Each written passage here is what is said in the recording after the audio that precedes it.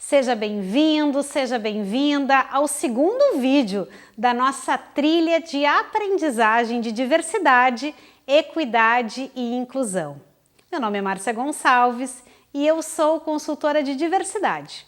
Vamos navegar em uma jornada de aprendizado sobre o pilar pessoa com deficiência, compreenderemos as suas estratégias e falaremos sobre capacitismo.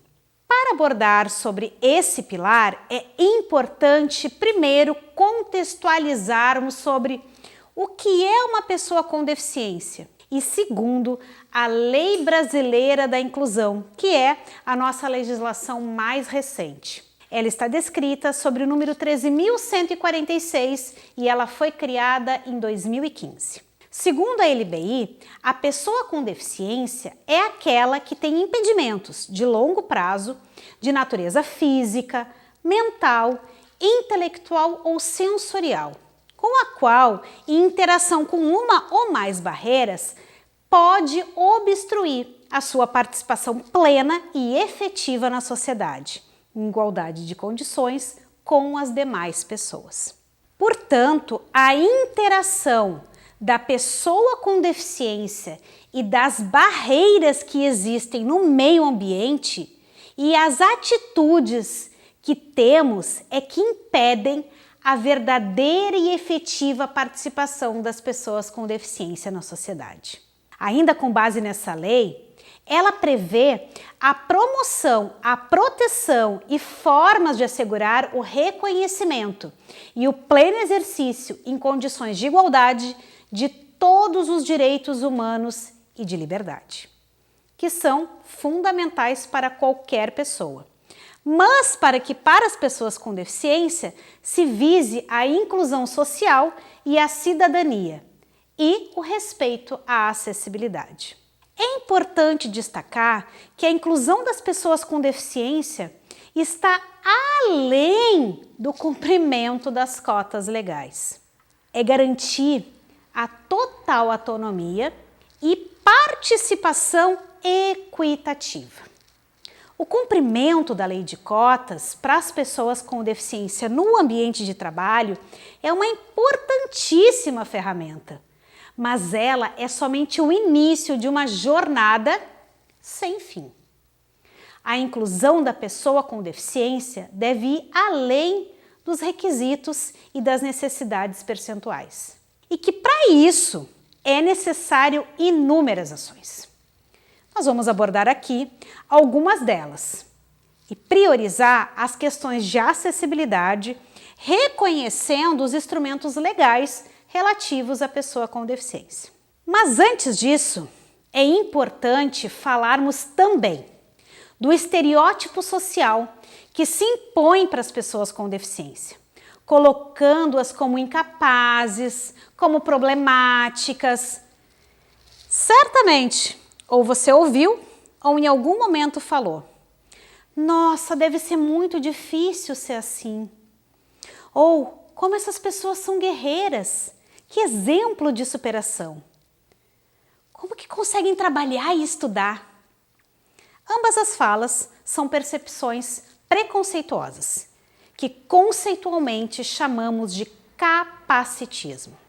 O que precisamos ter é o discernimento de que a sociedade impõe barreiras, quando não temos acessibilidade. Porque tudo é projetado para as pessoas que têm corpos dentro de uma determinada estrutura antropométrica, dentro de uma determinada média, dentro de uma determinada norma. Quando focamos no elogio da superação ou do demérito da pessoa com deficiência, não focamos na falta de acesso. Não focamos no problema real, na barreira. Eu vou dar um exemplo para que nós possamos compreender de forma mais nítida.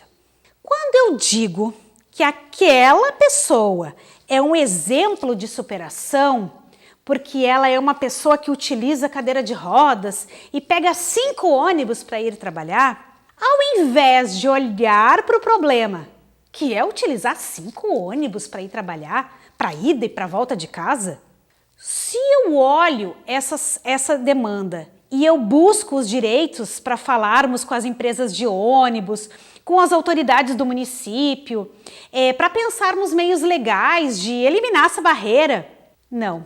O que fazemos? Nos acomodamos no elogio da superação. Vocês entenderam? Não é sobre a característica da pessoa, é sobre a falta de acesso. Mas vocês devem estar pensando, Márcia, eu conheço muitas pessoas que são inspiradoras, que têm garra e coragem na vida e que são pessoas com deficiência, certo? Sim, corretíssimo! Eu, ao longo desses 20 anos de carreira, nossa, conheço muitas pessoas com deficiência que são, para mim, muito inspiradoras. Mas outras tantas não são. Independente delas serem ou não modelos de boas trabalhadoras e trabalhadores, bons ou maus cidadãos, minha opinião sobre elas não muda em nada a falta de acesso. A minha luta não é pela bondade ou maldade delas, é por acessibilidade. A verdadeira transformação social que todos nós devemos fazer está na eliminação das barreiras. Outra questão é que no nosso dia a dia, muitas vezes, usamos palavras e frases de forma negligente e inadvertidamente reforçamos esses estereótipos e preconceitos. No caso específico das palavras e frases capacitistas, é importante que reconheçamos que elas perpetuam estigmas em relação às pessoas com deficiência e que elas podem causar danos emocionais muito significativos nas pessoas com deficiência. Então, agora nós vamos explorar a importância de ressignificar essas expressões, oferecendo alternativas inclusivas e respeitosas. Por exemplo, o uso da palavra retardado ou deficiente como um insulto ou como um adjetivo pejorativo é extremamente prejudicial. Essas palavras, elas além de desumanizar e de diminuir a pessoa com deficiência, reforça o estigma e cria uma atmosfera de exclusão. É essencial que a gente entenda que as palavras têm poder e que podem influenciar negativamente a autoestima e a dignidade das pessoas. Exclua do seu vocabulário. Por isso, chame sempre a pessoa com deficiência pelo nome do qual ela se identifica, sem apelidos e sem siglas. Com isso, eu quero te perguntar: nós podemos contar contigo para eliminarmos barreiras invisíveis e visíveis no nosso ambiente de trabalho e na vida? Quero a tua resposta. Mas, depois desse aprendizado, nós ficamos por aqui.